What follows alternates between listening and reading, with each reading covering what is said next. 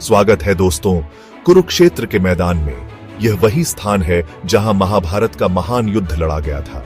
यहाँ की हर एक धूल की कण में इतिहास की गूंज है। नमस्कार दोस्तों, ज्ञान का महाभारत में आपका स्वागत है। आज हम आपको उस समय में ले चलेंगे जब धर्म और अधर्म के बीच की लड़ाई अपने चरम पर थी। आज हम गीता के पहले अध्याय के 7वें श्लोक में झांकेंगे। यह श्लोक हमें युद्ध की शुरुआत से पहले की स्थिति का वर्णन करता है। यहाँ कुरुक्षेत्र के मैदान में महाभारत का भीषण युद्ध शुरू होने वाला है। दोनों सेनाएं अपनी अपनी जगह पर तैयार खड़ी हैं। धर्मराज युधिष्ठिर और उनके भाई पांडव एक तरफ, जो धर्म और सत्य के लिए लड़ रहे हैं, और दुर्योधन और उसकी विशाल सेना दूसरी तरफ, जो अधर्म और अहंकार का प्रतीक है। दोनों सेनाएं आमने सामने हैं। तनाव हवा में घुला हुआ है। हर योद्धा के चेहरे पर चिंता और उत्सुकता साफ झलक रही है। ऐसे में अर्जुन, महान योद्धा, अपने सारथी भगवान कृष्ण से युद्ध के मैदान का जायजा लेने को कहते हैं। वह अपने मन में उठ रहे सवालों के जवाब ढूंढने की कोशिश कर रहे हैं। अब हम गीता के पहले अध्याय के 7वें श्लोक का पाठ करेंगे। अस्माकं तु विशिष्टा ये तान् निबोध द्विजोत्तम, नायका मम सैन्यस्य संज्ञार्थम तान् ब्रवीमि ते। इस श्लोक में दुर्योधन अपने गुरु द्रोणाचार्य से कहता है, हे द्विजोत्तम, मेरी सेना के जो प्रमुख योद्धा हैं उन्हें आप जान लीजिए। मैं आपको अपनी सेना के नायकों के बारे में बताता हूं। दुर्योधन अपनी सेना के प्रमुख योद्धाओं का वर्णन करते हुए उनकी शक्ति और पराक्रम को दर्शाता है। यह श्लोक युद्ध की तैयारी और सेनाओं की स्थिति को स्पष्ट रूप से चित्रित करता है। दुर्योधन की फौज एक नजर। अर्जुन की इस इच्छा पर भगवान कृष्ण रथ को दोनों सेनाओं के बीच ले जाते हैं। यहां दुर्योधन, जो लालच और अहंकार में डूबा हुआ है, अपने गुरु द्रोणाचार्य को अपनी विशाल सेना का वर्णन करने को कहता है। श्लोक 7 में दुर्योधन अपनी सेना का बखान करते हुए कहता है। श्लोक का अर्थ, ताकत के नशे में चूर। यह श्लोक हमें बताता है कि कैसे शक्ति का अहंकार व्यक्ति को अंधा कर देता है। अपर्याप्तम तदस्माकं बलम भीष्माभिरक्षितम, पर्याप्तम त्विदमेतेषां बलम भीमाभिरक्षितम। इस श्लोक में दुर्योधन अपनी सेना की विशालता पर गर्व करता है।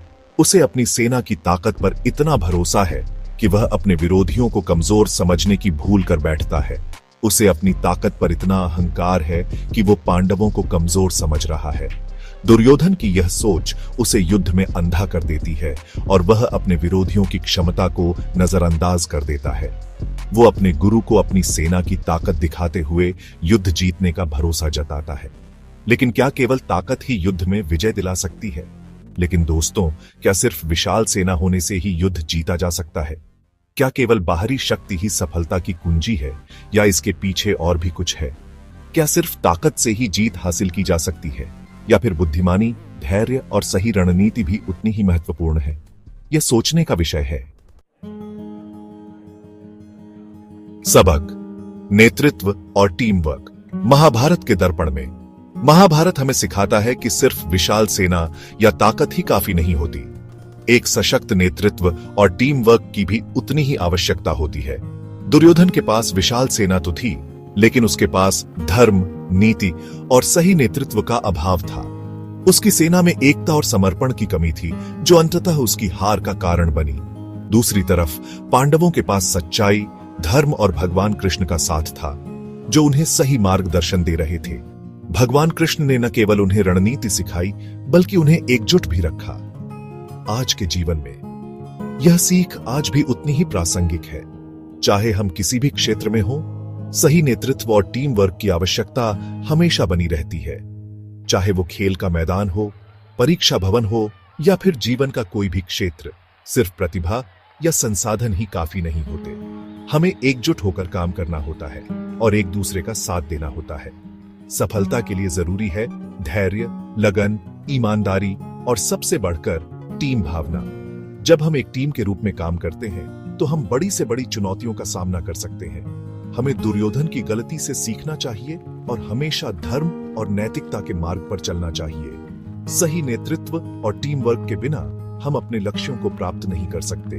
तो दोस्तों, आज से ही अपने जीवन में धर्म, ईमानदारी और टीम भावना को अपनाएं। एकजुट होकर काम करें और एक दूसरे का साथ दें। ज्ञान का महाभारत देखते रहिए। महाभारत की कहानियों से हमें बहुत कुछ सीखने को मिलता है। और हाँ, चैनल को सब्सक्राइब करना न भूलें ताकि आप और भी ज्ञानवर्धक वीडियो देख सकें।